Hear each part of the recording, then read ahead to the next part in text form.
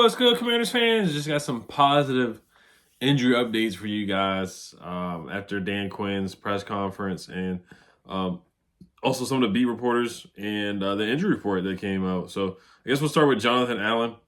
So John Keim last week on Friday said that there was the possibility that Jonathan Allen would return, and he was right. I knew he was. I knew he wasn't just making stuff up, of course, and that he got this from good sources. So Jonathan Allen, they opened up his 21-day window, so he has 21 days to come back. If they don't activate him within 21 days, then he would go on injured reserve. And honestly, the season is over within 21 days. 21 days from now is January 7th. Our last game is January 5th. Of course, I believe we're going to make the playoffs. So, but the Dallas game is January 5th, and then the first playoff game would be like January 12th or something like that, I believe. So, but John Keim, this is the thing that John Keim tweeted out real quick that I want to read real quick, is that he thinks that he will come back with 2 games left, which would be huge.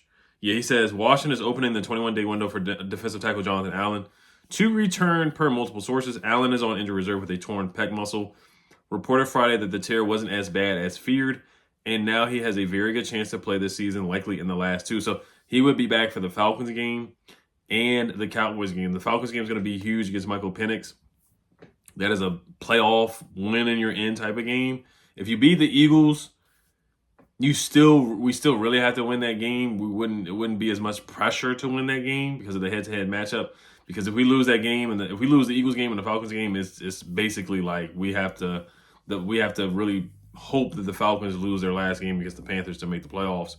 But it would be tough, and it really kind of, if you look at it, it really is us against the Falcons to make that seventh seed. Because I think the Buccaneers are going to win the NFC South, and then after that, it's really just between, and the Packers have the 6th seed sealed and delivered. So there's a way we could be 10-7 and not make the playoffs, because we would lose the tiebreaker against the Falcons because they would have the better conference record and they would win the head-to-head matchup. They would have that tiebreaker there.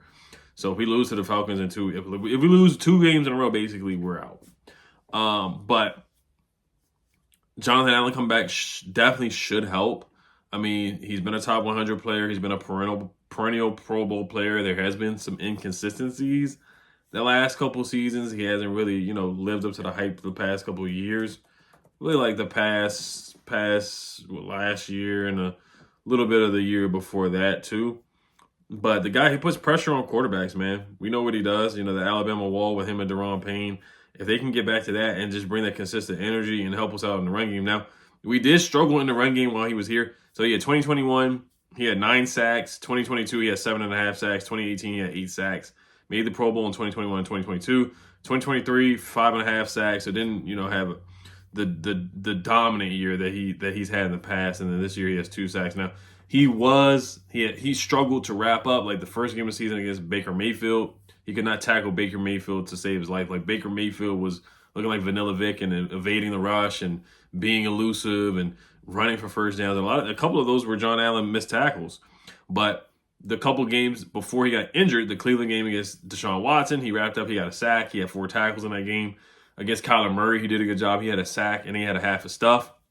And then also, if you look at some of the advanced numbers for Jonathan Allen, he had 13 pressures before he got injured, which is still 66 out of 214 defensive linemen. Like, for him to only play 4 games and to be ranked 66 out of 214 defensive linemen is pretty darn good. Because imagine if he would have played 9-5. Imagine if he would have played all 14 games. He probably would be top 10 in pressures.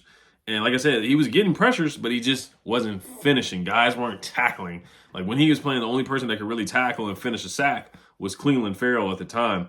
But now we have Johnny Newton, Daron Payne. So you have that rotation. You have Carl Davis, Sheldon Day. Fedarian Mathis is a healthy scratch, but you could keep guys fresh with a good rotation of the Alabama wall and Johnny Newton coming there being fresh. Johnny Newton had a solid game against the Saints with the bat down pass. Had a good pass rush grade, good run defense grade as well, even though we did give him some yards to Kendrick Miller. But Jonathan Allen would definitely be a good emotional leader coming back. And just putting pressure on quarterbacks would be huge for Jonathan Allen. And I think he definitely would help. He definitely will help. Of course, in the back of our minds, we do know the possibility of him being traded in the offseason and whatnot, just the contract and all that stuff. But for now, living in the moment, you would definitely take any help that you can get, especially being a guy that has been a Pro Bowler and a top 100 player in the league that can get pressure on the quarterback and can help stop the run. Even though, once again, when he was in there, we did struggle against Devin Singletary. We did struggle against, was it Bucky Irvin, Rashad White, Chase Brown, and who's the Bengals running back? I can't remember the other Bengals running back, but Chase Brown had a good amount of yards against us. James Conner had 100 yards on the ground, even though we won it. But we did do a good job against Deshaun Watson in their run game. And then Derrick Henry for that first half that he played, Derrick Henry kind of did a decent job. And then the wheels fell off towards the end with Derrick Henry, where he had about like 93 yards on the ground or 100 yards on the ground. But Jonathan Allen definitely would help. So he was out there practicing today. He was limited. He did have the non-contact black jersey on. But it's just good to see him out there, man. And he would definitely help us out, man. That would be huge for him to come back. I would like for him to come back. I know people feel a certain way about him. It's just some of the inconsistencies and not living up to the contract, but he definitely would help us out. All right, so let's talk about Jeremy Chinn, man. Jeremy Chinn was listed as limited, which is great news coming off a concussion. Like I say this all the time. We see guys come off of concussions. They're out for a week. Austin Eckler out for the game. Andrew Wiley, concussion, out for the game.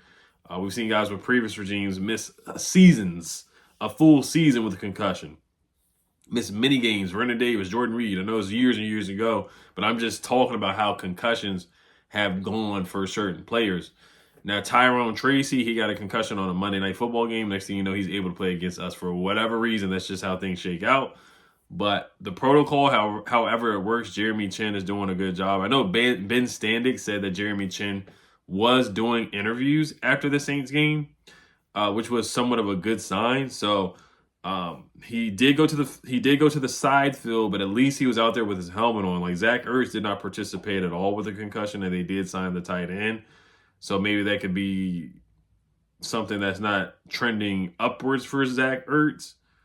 But Jeremy Chinn being limited is really, really good news. Jeremy Chinn had a really good game against the Eagles as well. He was impactful. He was tackling. He was playing sideline to sideline. He was playing good in coverage. Jeremy Chinn was a big part in that Eagles game. We definitely need him on Sunday against the Eagles for sure, especially against their wide receivers and their passing attack for sure. So that's good news. Looking at some of the other people on the injury report. Like I said, yeah, Zach Ertz out. I'm gonna pull it up real quick and then wrap it up for you guys. But that is good news with Jonathan Allen with the torn pec. A lot of people are out for months and months and months with the torn pec. Oh, and then also Dan Quinn, what he said about John Allen. He said when he went to Manhattan for surgery within the last month, he started to look good. He looked different than what a typical person with a torn pectoral injury has. That's what Dan Quinn said in his press conference today. Also, happy birthday to Jaden Daniels. He turns 24 years old. Shout out to JD5, Offensive Rookie of the Year for sure. And then Dan Quinn said if he hits all the markers, he has a chance to come back. So it looks like he's starting to hit all the markers and that they have him out there practicing. So I really think he's going to be back for the Falcons game at least. If not, probably not this game, but at least he'll be out there for the Falcons game and also the Cowboys game, the last game of the season, and then of course the playoffs. So Sam Cosmi did not participate with an illness, so keep an eye on that. Zach Ertz did not participate. Zane Gonzalez did not participate. He's about to have a child, per Dan Quinn. Jonathan Allen limited. Jeremy Chinn limited. Michael Dieter with an ankle injury limited. Cleveland Farrell limited. Frankie Louvu limited. He rested yesterday or with rest. Luke McCaffrey shoulder limited. Deron Payne back limited. Dante Fowler groin full participant. So yeah, I mean, like I said, good news with Jeremy Chinn. Good news with Jonathan Allen, and we'll keep an eye on Zach Ertz. Ben Sinnott may have to step up. Anyway, even if Zach Ertz is playing Ben Sinnott, we need him to step up anyway.